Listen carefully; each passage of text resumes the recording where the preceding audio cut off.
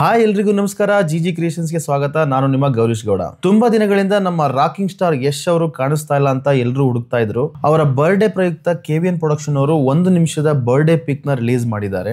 ಈ 1 ನಿಮಿಷದ ವಿಡಿಯೋದಲ್ಲಿ ಏನೇನ್ ಸೀಕ್ರೆಟ್ಸ್ ಇದೆ ಅಂತ ನಿಮ್ಗೆ ಹೇಳ್ತೀನಿ ಬನ್ನಿ. ಈ ವಿಡಿಯೋದ ಸ್ಟಾರ್ಟಿಂಗ್ ಸೀನ್ ನಲ್ಲಿ ಯಶ್ ಅವರು ಒಂದು ಐಷಾರಾಮಿ ಕಾರ್ ನಲ್ಲಿ ಬಂದು ಇಳಿತಾರೆ. ಈ ಕಾರ್ ನ ಹೆಸರು ಲಿಂಕಾನ್ ಕಾಸ್ಮೋಪಾಲಿಟನ್ ಕಾರ್ ಅಂತ. ಇದು 1949 ಇಂದ 1954 ಕಾಲಘಟ್ಟದಲ್ಲಿ ಬಂದಂತ ಕಾರು. ಈ ಕಾರನ್ನ ಪ್ರೆಸಿಡೆಂಟ್ ಮತ್ತೆ ರಾಯಲ್ ಫ್ಯಾಮಿಲಿ ಅವರು ಆ ಕಾಲಘಟ್ಟದಲ್ಲಿ ಯೂಸ್ ಮಾಡ್ತಾ ಇದ್ರು. ಈ ಕಾರ್ ನ ನಂಬರ್ ಪ್ಲೇಟ್ ಅನ್ನ ನೀವು ಗಮನಿಸಬಹುದು.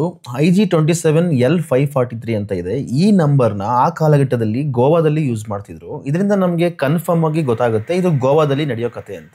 1947 ನಲ್ಲಿ ಬ್ರಿಟಿಷ್ ಅವರು ಇಂಡಿಯಾನ ಬಿಟ್ಟೋದ್ರು, ನಮ್ಗೆ ಸ್ವತಂತ್ರ ಸಿಕ್ತು. ಆದ್ರೆ ಗೋವಾದಲ್ಲಿ ಆಳ್ತಿದ್ದವರು ಬ್ರಿಟಿಷ್ ಅವರಲ್ಲ, ಪೋರ್ಚುಗೀಸ್ ಅವರು.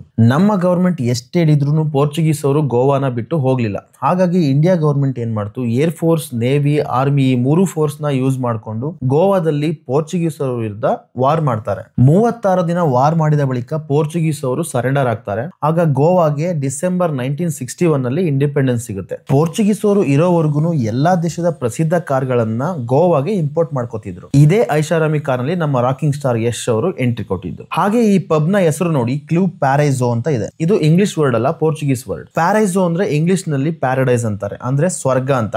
ಬನ್ನಿ ಈ ಒಳಗಡೆ ಇರೋ ಸ್ವರ್ಗ ಹೇಗಿದೆ ಅಂತ ಒಂದ್ಸಲ ನೋಡ್ಕೊಂಡ್ ಬರೋಣ. ಕ್ಲಬ್ ಒಳಗಡೆ ಎಂಟ್ರಿ ಆಗ್ತಿದ್ದಾಗೇನೆ ನೀವು ಕೆಲವು ಜರ್ಮನ್ ಮೇಡ್ ಗನ್ ಗಳನ್ನ ನೋಡಬಹುದು. ಹಾಗೇನೆ ಅಲ್ಲಿ ಜಾಯಿಂಟ್ ರೋಲ್ ಮಾಡ್ತಿರೋದು, ನೋಟ್ ಅಲ್ಲಿ ಕೊಕೈನ್ ನ ಸ್ನಾಟ್ ಮಾಡ್ತಿದ್ದಾರೆ. ಆ ನೋಟುಗಳನ್ನ ನೀವು ಅಬ್ಸರ್ವ್ ಮಾಡಬಹುದು. ಅದು ಪೋರ್ಚುಗೀಸ್ ಕರೆನ್ಸಿ ಅಂತ ಗೊತ್ತಾಗುತ್ತೆ. ಇದೆಲ್ಲ ನೋಡ್ತಾ ಇದ್ರೆ ನಿಮ್ಗೆ ಮತ್ತೊಮ್ಮೆ ಕನ್ಫರ್ಮ್ ಆಗುತ್ತೆ ಇದು ಅದೇ ಕಾಲಘಟ್ಟದಲ್ಲಿ ನಡೆದಿರೋ ಕಥೆ ಅಂತ. ಹಾಗೆ ನೀವು ಯಶ್ ಅವರ ಕೈ ಮೇಲೆ ಒಂದು ಟ್ಯಾಟೂ ನೋಡಬಹುದು. ಅದು ಡಬಲ್ ಹೆಡೆಡ್ ಈಗಲ್ ಹಾಗೂ ಇನ್ಫಿನಿಟಿ ಸಿಂಬಲ್ ಡ್ರ್ಯಾಗನ್. ಈ ಡಬಲ್ ಹೆಡೆಡ್ ಈಗಲ್ ಅಂದ್ರೆ ಗಂಡ ಬೇರುಂಡ ಅಂತ ಅರ್ಥ. ಈ ಗಂಡ ಬೇರುಂಡ ಪವರ್ ನ ರೆಪ್ರೆಸೆಂಟ್ ಮಾಡುತ್ತೆ. ಹಾಗೆ ಈ ಗರುಡ ಎಲ್ಲಾ ದಿಕ್ಕುಗಳನ್ನ ಸರ್ವೆ ಮಾಡುತ್ತೆ ಅಂತ ಸಿಂಬಲೈಸ್ ಮಾಡಬಹುದು. ಹಾಗೆ ಇನ್ಫಿನಿಟಿ ಡ್ರ್ಯಾಗನ್ ಬದುಕು, ಸಾವು ಮತ್ತು ಹುಟ್ಟು ಇದನ್ನ ರೆಪ್ರೆಸೆಂಟ್ ಮಾಡುತ್ತೆ. ಇದೆಲ್ಲ ನೋಡ್ತಿದ್ರೆ ಟಾಕ್ಸಿಕ್ ಸಿನಿಮಾದಲ್ಲಿ ನಮ್ಮ ರಾಕಿಂಗ್ ಸ್ಟಾರ್ ಯಶ್ ಅವರ ಕ್ಯಾರೆಕ್ಟರ್ ಎಷ್ಟು ಪವರ್ಫುಲ್ ಆಗಿದೆ ಅಂತ ಈಸಿಯಾಗಿ ಹೇಳ್ಬೋದು. ಹಾಗೇನೆ ಈ ಹಿಂದೆ ಟಾಕ್ಸಿಕ್ ಸಿನಿಮಾದ ಒಂದು ಮೋಷನ್ ಪೋಸ್ಟರ್ ಕೂಡ ರಿಲೀಸ್ ಆಗಿತ್ತು. ಈ ಮೋಷನ್ ಪೋಸ್ಟರ್ ನಲ್ಲಿ ಒಂದು ಕೆಮಿಕಲ್ ಫಾರ್ಮುಲಾ ಇದೆ. ಹಾಗೇನೆ ಜೋಕರ್ ರೆಫರೆನ್ಸ್ ತುಂಬಾ ಕಡೆ ಇದೆ. ಇದನ್ನೆಲ್ಲ ನೋಡ್ತಿದ್ರೆ ಈ ಸಿನಿಮಾ ನಾರ್ಕೋಟಿಕ್ಸ್ ಮಾಫಿಯಾ ಬಗ್ಗೆ ಇರ್ಬೋದೇನೋ ಅಂತ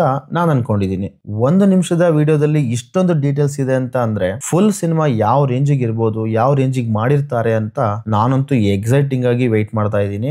ಸಿನಿಮಾದಲ್ಲಿ ನಿಮಗೂ ಏನಾದ್ರೂ ಸೀಕ್ರೆಟ್ಸ್ ಗಳು ಗೊತ್ತಾದ್ರೆ ಕಮೆಂಟ್ ಬಾಕ್ಸ್ ನಲ್ಲಿ ಕಮೆಂಟ್ ಮಾಡಿ. ಈ ವಿಡಿಯೋ ಇಷ್ಟ ಆದ್ರೆ ಲೈಕ್ ಮಾಡಿ, ಶೇರ್ ಮಾಡಿ. ಹಾಗೆ ನಮ್ಮ ಚಾನಲ್ಗೆ ಸಬ್ಸ್ಕ್ರೈಬ್ ಆಗೋದನ್ನ ಮರಿಬೇಡಿ. ಮುಂದಿನ ವಿಡಿಯೋದೊಂದಿಗೆ ಮತ್ತೆ ಭೇಟಿ ಆಗೋಣ. ಅಂಟಿಲ್ ದೆನ್, ಬಾಯ್ ಬಾಯ್.